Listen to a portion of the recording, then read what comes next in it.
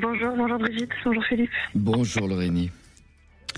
Vous êtes en couple donc, mais donc il n'y a pas de souci, vous êtes bien en couple et c'est par rapport à vos enfants que vous avez envie d'évoquer la notion de consentement, je crois. Hein. Oui, effectivement, parce que en matière de consentement, c'est vrai que il y a beaucoup de choses qui sont dites dans les écoles sur à peu près tous les sujets et on leur dit des choses qui sont pas toujours très claires et je sais que moi, mes filles ont été confrontées à l'absence de au non-respect de leur consentement, tout simplement, parce que fais-moi un bisou ou je te traîne par terre et elle a été traînée par terre, par exemple. C'est important ce que vous dites, puisque vous parlez là carrément des enfants, c'est que la notion du respect de l'autre me semble être une notion en perte de vitesse. Et moi je disais il y a pas très longtemps que aujourd'hui la politesse c'est tout juste, si c'est pas un gros mot, comme si et finalement c'est ce qu'on se rend compte, c'est-à-dire la limite de l'autre n'existe plus. Tout à fait, ça devient. Il faudrait que ce soit normal de se laisser toucher, tripoter au sens très large. C'est-à-dire qu'il y a les enfants ne sont plus élevés dans la frustration, donc si j'ai envie de te faire un bisou, je vois pas pourquoi je pourrais pas te faire un bisou. En gros, c'est ce qui se passe chez ce jeune garçon. Et ça, c'est quand même un problème d'éducation. Non, voilà, et puis entre filles, ce serait normal d'être tactile, sauf que c'est pas toujours le cas. Si on n'a pas envie d'être touché, on n'a pas envie d'être touché, on est bien d'accord. Bien sûr. Oui.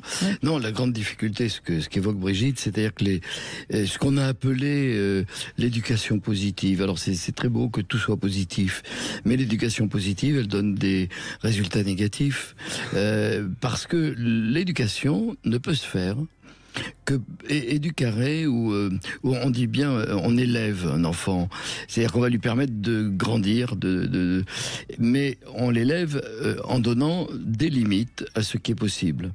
Et c'est d'ailleurs dans l'enfance que on va pouvoir, un parent va dire non, et ce n'est pas être violent que de dire non. Mais il dit non, on ne dit pas non à tout. C'est-à-dire qu'il y a une limite. Et l'enfant ne peut pas savoir si on peut aller jusque là ou jusqu'un peu plus loin. La limite, elle est à entendre entre les deux parents.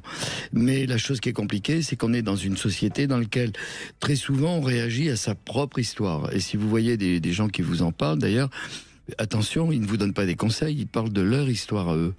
C'est-à-dire que si dans ma propre histoire, mes parents ont été un peu durs, où je les ai trouvés durs, je vais essayer de pas l'être pour mes enfants. Ces pauvres enfants, ils vont se trouver sans limite. Et il y en a beaucoup. Et à ce moment-là, effectivement, ça peut être ce que vous évoquez. C'est-à-dire que, ne sachant pas qu'il y a des limites pour le respect de l'autre, ce qu'évoque Brigitte il y a un instant, le respect de l'autre, la sphère de l'intimité. Il y a un certain nombre de structures que donne l'éducation. Il faudrait, et c'est vrai que ça manque, il faudrait une école des parents. C'est-à-dire qu'on devient parent aujourd'hui, on n'a pas un permis de parent. Ça s'est fait pendant un temps, dans les années 40, juste après la Deuxième Guerre.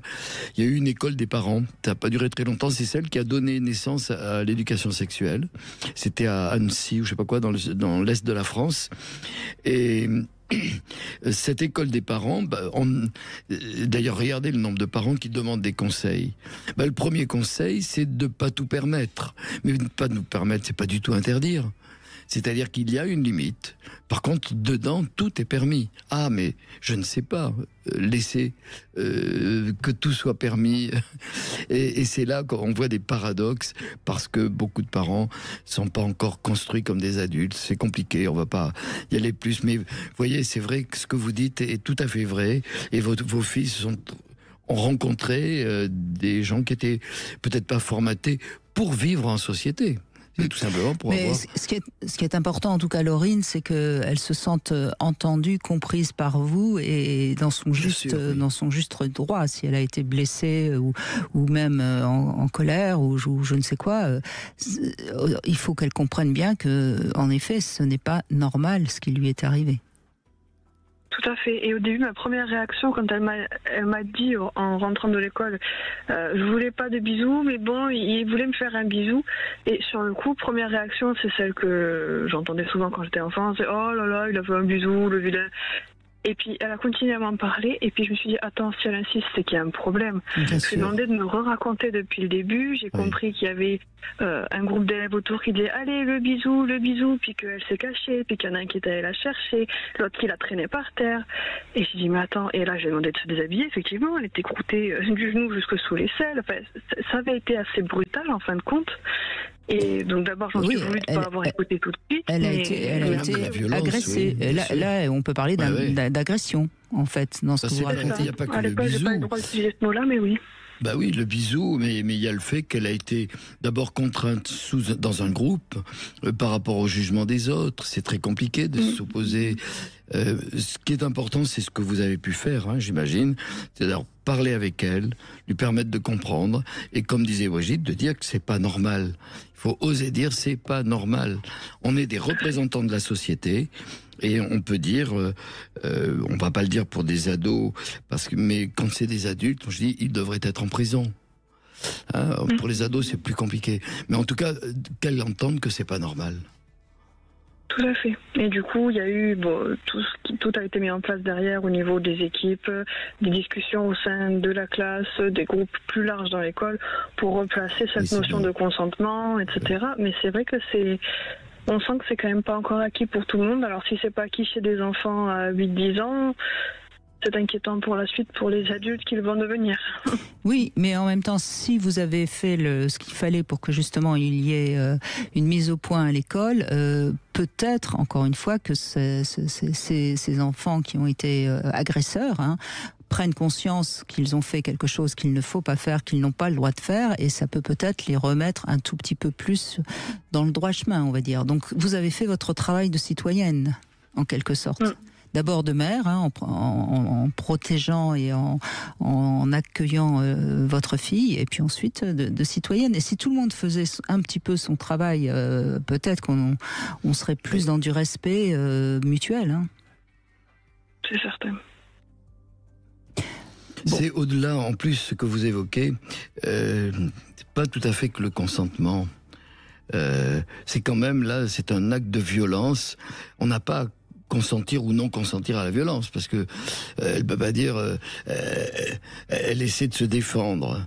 Le consentement, on va être amené à en reparler dans cette émission, c'est entre deux personnes sur la poursuite de ce qui se passe dans l'interaction entre deux personnes.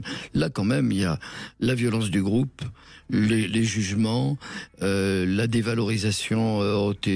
Il y a dû y avoir des sortes de petites injures. Qu'est-ce que tu fais à refuser ça, ainsi de suite. C'est quand même très violent, et ça nécessite, oui, qu'elle soit beaucoup soutenue, parce que ça s'efface pas comme ça.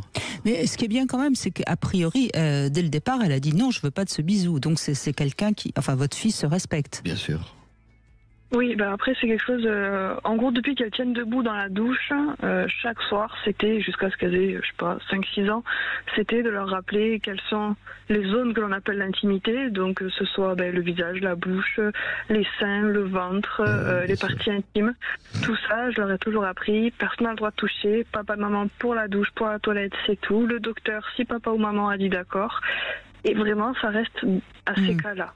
Bah, déjà, dites-vous bien, Laurine, que la manière dont vous avez réagi et la manière dont vous l'avez élevée fait que ça ne sera pas un traumatisme pour elle, ce qui s'est passé, a priori, puisque elle est dans elle sait ce que c'est que le respect. Merci en tout cas, Laurine. Merci beaucoup. Merci, Laurine. Oui. On fait une petite pause, on se retrouve avec le Love Conseil. Peut-on croire encore au prince charmant ?